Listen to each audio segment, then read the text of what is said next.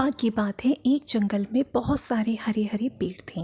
उन पर हरे हरे पत्ते लगे हुए थे। उन हरे पत्तों के साथ ही कुछ नीचे ज़मीन पर सूखे पत्ते पड़े हुए थे। तो जो हरे पत्ते थे वो सूखे पत्तों को चिढ़ाने लगे और कहने लगे, ये सूखे पत्ते, तू तो कितना बेकार भद्दा और बेरंग हो गया है। तुझे तो देखने का भी मन नहीं करता। तू पता नहीं क्यों जीवित है, बेकार कहीं का सूखा सा। हरे पत्तों की बातों को सुनकर उस सूखे हुए पत्ते को बहुत अफसोस हुआ। वो बहुत उदास हो गया और सोचने लगा कि सच में ही मेरे जीने का कोई उद्देश्य नहीं। मैं तो बेकार में ही जिए जा रहा हूँ। ना तो कोई मुझे देखना चाहता, अब ना मेरी छाया के नीचे कोई बैठना चाहता। मैं तो खुद ही पेड़ से नीचे गिर गया हूँ। जीवन तो मेरा व्यर्थ है। मैं तो इस दुनिया में बेकार व्यर्थ में ही रह रहा हूँ। भी ऐसे जीवन का क्या फ़ायदा, क्या लाभ है ऐसे जीवन से।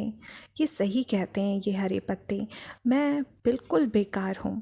उसे बड़ा अफसोस हो रहा था कि अब तो मैं इतना बेरंग हो गया, बेकार हो गया, मैं हरा भी नहीं हूँ, मेरा रंग भी भद्दा पड़ गया। तभी क्या होता है कि एक हवा का तेज झोंका आता है और जो सूखा पत्ता था वो फुर से उड़ के किसी नदी में गिर पड़ता है। और जैसे ही वो नदी में गिरता है तो तेज हवा की लहरों के साथ जो नदी की लहरें थीं वो भी काफ़ी तेज हो जाती हैं। तो उस नदी में एक चींटी थी जो गिर गई थी। तो वो बहुत संघर्ष कर रही थी अपने जीवन को बचाने के लिए। तभी वो देखती है कि एक दूर से एक सूखा पत्ता उसके पास आ रहा है।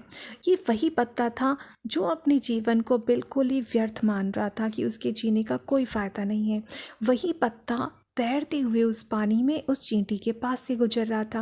वो चींटी फुर्र से उसके ऊपर बैठ जाती है और कहती है, आज तो सूखे पत्ते तुम बहुत ही अच्छे हो। आज तो तुमने मेरा जीवन ही बचा लिया। अगर तुम ना आए होते तो आज तो मैं मर ही जाती। तुम्हारा बहुत बहुत धन्यवाद। मैं जितना भी तुम्हारा धन्यवाद करूँ उतना ही कम है। आज से तुम मेरे सबसे अच्छे मित्र हो, क्योंकि तुम्हारी वजह से ही आज मेरी ज़िंदगी बची है। तुमने भगवान ने बहुत अच्छा बनाया है, तुम मुझसे सबसे ज़्यादा प्रिय हो। उसकी बातें सुन के वो जो सूखा पत्ता था वो भी मुस्कुराने लगा। तो मित्रों, आज हमें इस कहानी से हमें ये शिक्षा मिलती है कि इस दुनिया को बनाने वाले भगवान ने इस दुनिया में ना तो कोई चीज़ बेकार बनाई है, ना ही कोई व्यक्ति बेकार बनाया है। ये हमारी दृष्टि का दोष है, ये हमारी सोचने और चीज़ों को देखने का दोष है कि हमें चीज़ों की उपयोगिता नज़र नहीं आती। लेकिन कहीं ना कहीं कोई ना कोई उपयोगिता हर एक चीज़ और हर एक वस्तु की होती है, हर एक व्यक्ति की होती है। हर किसी के अंदर कुछ ऐसे गुण होते हैं जो हो सकता है हमें ना दिखाई दे रहे हों, लेकिन दूसरे लोग उन अच्छाइयों से लाभ ले सकते हैं। तो हमेशा हर एक चीज़, हर एक व्यक्ति, हर एक वस्तु में कुछ ना कुछ अच्छाई अवश्य ही ढूंढें। उनकी अच्छाइयों को देखने का प्रयास करें, ना कि उनकी कमियों का। सभी को प्रणाम। जय गुरुदेव।